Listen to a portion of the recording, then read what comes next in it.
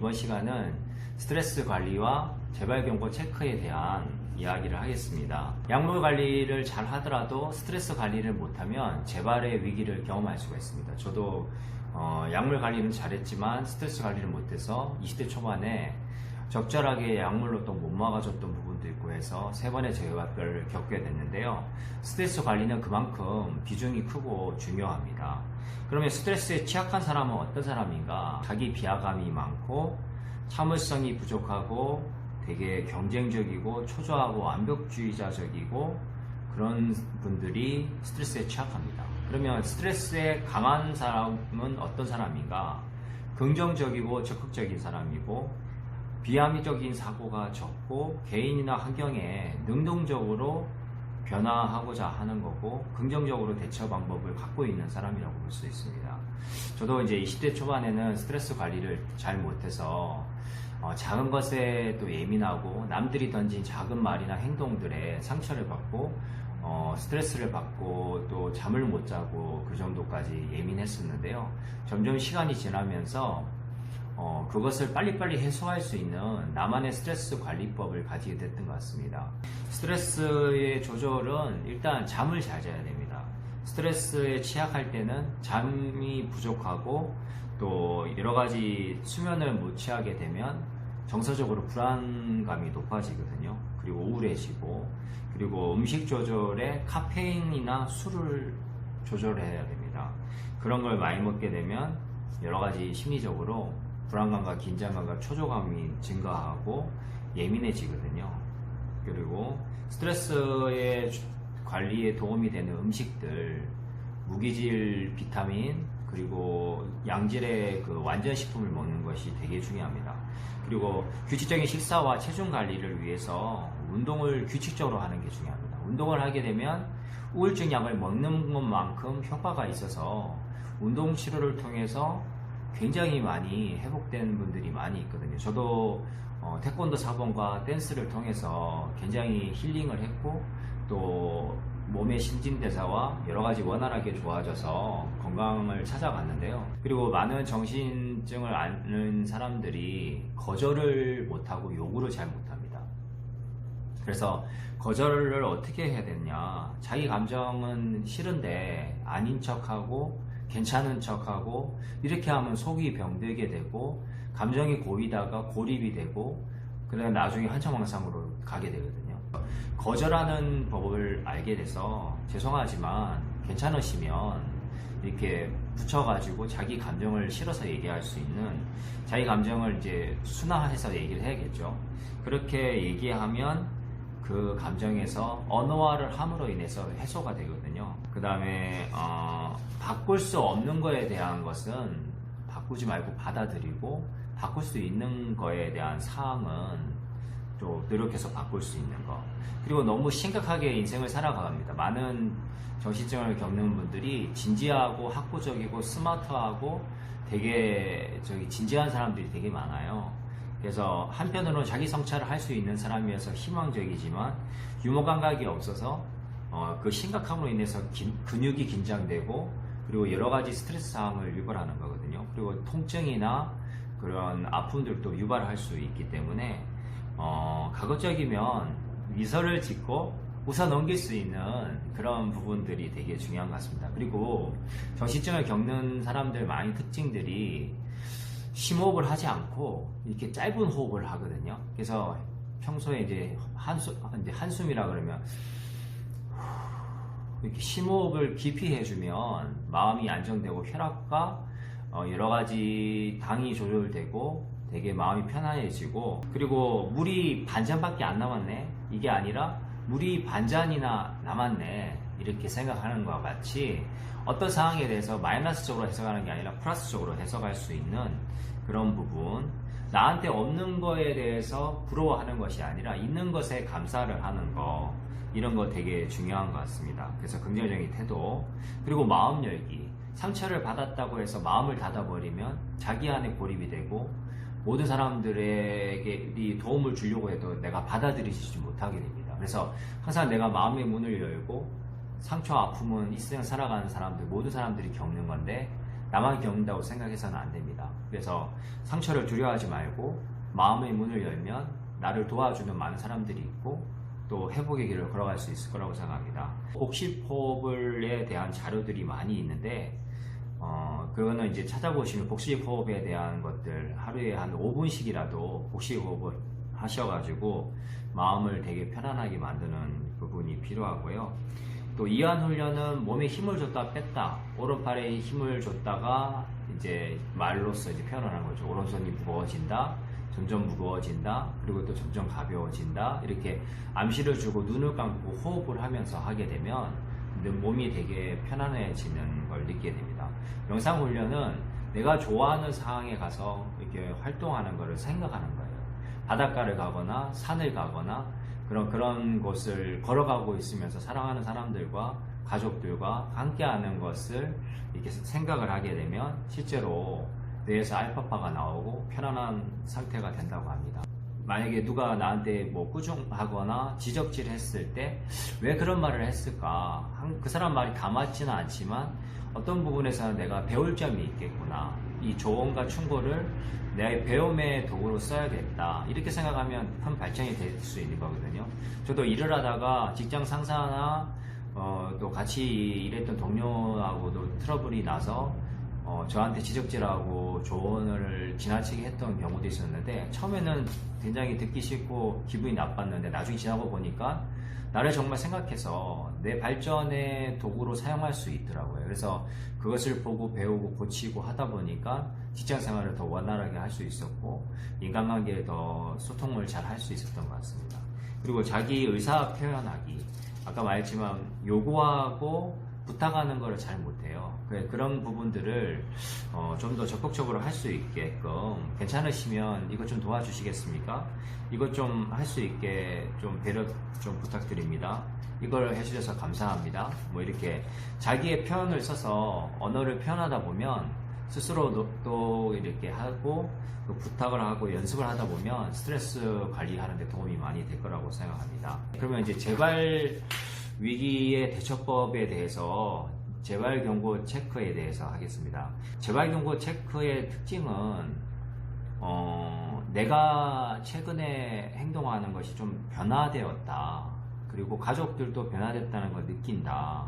과거와 발병했을 때 비슷한 증상들이 보인다. 좀 악몽을 자주 꾸게 되거나 좀 공격적으로 바뀌고 괜히 화가 나고 두통, 치통, 통증을 자주 호소하게 되고 또 술을 너무 많이 마신다거나 이런 증상이 보이면 3일 이내로 외래 치료를 가서 도움을 받으세요. 그러면 얘기를 하면 약물을 증량해주고 거기에 대해서 또 몸을 또 쉬어주고 활동을 줄이면 3일 이내에 다 잡힙니다. 저도 이제 20대 초반에 10년 정도를 재발 위기를 겪었는데 올 때마다 1년에 한 3, 4차례씩 왔어요. 그래서 병원 퇴원하고도 계속 한 7년 이상을 그렇게 힘들었었는데 나중에는 이제 병관리를 적극적으로 하다 보니까 재발 경고를 한 달 동안 막았던 기억이 있는데 점점 줄어들어서 3주, 2주, 1주, 3일 이렇게 짧은 기간 내에 빨리 맞고 끝날 수가 있더라고요. 그러니까 내가 행복한 시간을 보내고 건강한 시간을 보내는 시간은 길어지게 되고 고통스러운 시간은 줄어들게 되니까 너무 좋더라고요. 그래서 여러분들도 하나 자기만의 재발경고 리스트를 만들어서 감정, 생각, 수면, 뭐 환청, 신체 감각, 통증, 뭐 여러 가지 그런 변화들을 적어보는 거죠. 그래서 자기한테 맞는 어떤 느낌이 찾아왔을 때, 아, 재발 위기가 오는구나. 재발의 노란불이구나. 재발의 빨간불이구나. 이거 감각이 있을 때 미리 병을 관리하고 예방할 수가 있는 거죠. 그래서 3일 이내에 약물 투여하고 적극적으로 대처를 하고 잘 쉬어주고 마음의 생각을 끊어버리고 혼자만의 시간을 좀 가지다 보면 금방 또 회복이 돼서 일상생활로 돌아가게 됩니다. 재발경고 체크까지 했고요. 응급대응법과 그리고 조금 더 이런 자기관리와 스트레스에 대한 부분들을 좀 더 얘기해 보겠습니다. 네, 우리가 이제 약관리를 충실히 해야 되는데요. 초발이었을 때는 약물의 수능도가 되게 높은데 이제 약물이 잘 받아서 약이 잘 받는 사람이 있고 또 안 받아서 계속 이제 약을 바꾸는 분들이 계신데 초기 때 잘 대응을 해서 나중에 약을 끊고 잘 생활하는 사람도 있긴 한데, 재발을 연속을 하고 만성화가 되면 약물에 필요한 상태가 됐기 때문에 약의 그런 부분들이 되게 중요한 비중이 되게 됩니다. 그래서 첫 단추를 잘 꽂는 게 되게 중요하고요. 병원에 입원하게 되는 가장 큰 이유 중에 하나는 이제 자기 자신에 대한 이해가 없고 병이 어떤 건지를 몰라서 가족이 대처가 늦고 자기 자신도 자기를 이해하지 못해서 방치해 둔 상태에서 응급 위기 상황이 오게 됩니다. 저는 이제 그 부분들을 어떻게 관리를 하냐면, 자기 관리표를 만들어서 아까 앞 시간에도 얘기했지만 그 기분 점검표 5점 척도를 만들어서 일주일을 적고, 스트레스 강도를 또 강중 약으로 만들어서 또 체크를 하고, 병의 증상과 약 부작용에 대해서도 체크를 하고, 그 다음에 생각과 행동의 변화, 내가 오늘 어떤 생각과 행동의 변화가 있었나, 감정은 어떤가, 이런 것들도 한번 적어보고, 노트에 자기만의 스트레스 해소법이 어떤 게 있는가, 이걸 매일 작성하면 되게 도움이 될 거라고 생각합니다. 그래서 아까 말한 같이 응급 대응이 시점에, 저도 이제 과거에 일을 하면서 병원이나 이제 이런 단체에서 활동하다 보니까 응급 전화가 와요. 먼저 당사자인 본인은 자기 병이 노란불에서 빨간불로 넘어가지 전 단계에 아까 재발경고 체크를 해서 그 약물을 증량하고 쉬어주는 단계가 있어야 되는데, 그거를 자기가 할 수가 없으면 이번 단계로 건너가서 가족의 도움을 받을 수밖에 없는 그런 상황이 오게 됩니다. 그래서 자기를 먼저 알고 자기 병을 체크하면 이번 단계가 아니라 외래 치료만으로도 재발 경고를 할 수 있거든요. 그럼 재발 위기가 왔을 때 어떻게 해야 되느냐? 그 외래를 찾아가고, 또 두 번째로는 그 저기 센터의 담당 복지사님한테 연락을 해서 SOS를 신청하는 겁니다. 그러면 이제 정말 내가 힘든 상황일 때는 센터 선생님이 같이 동행해서 외래를 갈 수도 있고, 또 이제 가족과 또 소통이 안 되면 그 센터 쌤하고 해서 또 이제 가족하고 연락을 해서 입원 절차를 거칠 수도 있고, 위험할 때 자기 상태를 알려줄 수 있는 가족이라든지 멘토라든지 지인을 연결해 뒀다가 연락을 해서 또 주치의하고 연락을 하고, 이렇게 해서 빨리 대처를 하면 입원 기간도 줄이고, 아니면 입원을 안 하고 외래 치료만으로도 받고 나올 수 있는 응급 대응법이 될 수 있습니다. 그러면 나의 강점과 단점과 보완점을 아는 것도 되게 중요하거든요. 자기를 이해하는 사람은 남도 이해할 수 있고, 또 여러 가지 상황들을 아우러서 생각할 수 있는 성숙함을 가질 수가 있는데, 그러려면 먼저 이렇게 자기 강점, 약점, 보완점이라는 것들을 적어서 노트에다가 이렇게 한번 적어보세요. 저도 처음에는 나의 강점이 별로 없어 보이더라고요. 단점만 쭉 많이 나열을 했는데, 조금씩 있다 보니까 누가 이렇게 한마디씩 해주는 그런 장점들을 발견한 거예요. 그래서 적다 보니까 내가 아는 나 말고 남이 아는 나의 모습이 있기 때문에 그런 것도 적다 보니까 나의 장점도 있더라고요. 그래서 나 자신을 이렇게 객관적으로 볼 수 있는 시각을 가진다면 굉장히 좋습니다. 그러면 회복 당사자는 어떤 사람인가? 자기 연구와 상담을 할 수 있는, 상담이 되어진 사람, 자기의 이해가 있는 사람이 병식이 생기고, 병식이 생기다 보면 약물 관리가 됩니다. 그리고 의료진하고 소통이 되고, 그러기 위해서는 센터에서 하는 정신건강 교육이나 가족 교육 같은 걸 규칙적으로 잘 들어야 되고요. 그 다음에 규칙적인 생활을 하다 보면 에너지가 조절이 되고 또 뇌가 건강해집니다. 그래서 가족들하고 소통할 수 있는 길도 열리고, 지인이나 멘토, 지역사회에 소통을 할 수 있도록 할 수 있습니다. 그리고 운동을 규칙적으로 함으로써 여러 가지 동호회나 활동이나 활발한 생활을 하게 되면 일반인과 더불어 살아갈 수 있는 그런 좋은 계기의 장이 열리기도 합니다. 저도 운동이나 취미를 통해서 일반인들과 대등하게 살아갈 수 있는 그런 생활을 많이 했었거든요. 처음에는 저도 이제 약간 어울리기가 조금 힘들었던 시간도 있었는데, 적극적으로 어울리다 보면 나중에 이제 그런 계기가 있을 때 내가 맡은 부분들을 충실히 하면서 사람들하고 소통하다 보면 그것도 차차 잘 되어지는 부분이 있고, 충실하게 그 모임에 규칙적으로 나가는 거죠. 그러다 보면 자리매김을 할 수 있는 부분이 있더라고요. 그런 부분이 있었고, 그럼 만약에 병을 인식을 하면 병을 이해하게 되고, 그 다음에 병을 인정하는 관계에 갑니다. 그리고 보면 병을 인정했으면 병식이 생기면서 병 관리를 하게 되고, 그리고 병은 완치병이 아니라 관리하고 예방하는 병이에요. 그래서 예방을 하게 되고, 처음에는 질병이 생겼을 때는 병 중심의 생활을 하다가 그 다음에 삶 중심으로 가게 됩니다. 그리고 나중에는 삶과 무관하게 행복하게 살아갈 수 있는, 인생을 살아갈 수 있는 게 이 당사자의 삶이거든요. 그러니까 일상생활로 돌아가는 거죠.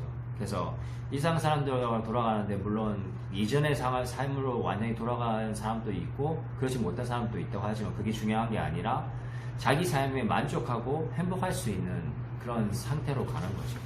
그게 어떻게 보면 회복이라고 볼 수가 있습니다. 끝으로 정신건강 수칙에 대해서 얘기를 해드리겠습니다. 첫째, 잠을 잘 잡시다. 두 번째로 약물을 잘 먹읍시다.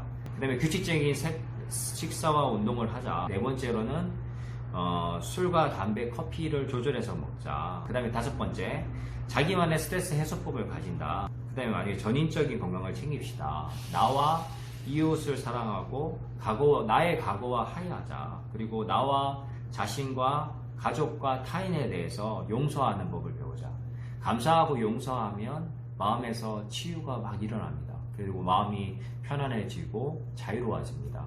이 모든 과정을 잘 가서 스트레스 재발경고 체크를 하고 스트레스 관리를 하고 또 자기 관리를 잘해서 응급 대응까지 잘할 수 있는 여러분들이 되길 바랍니다.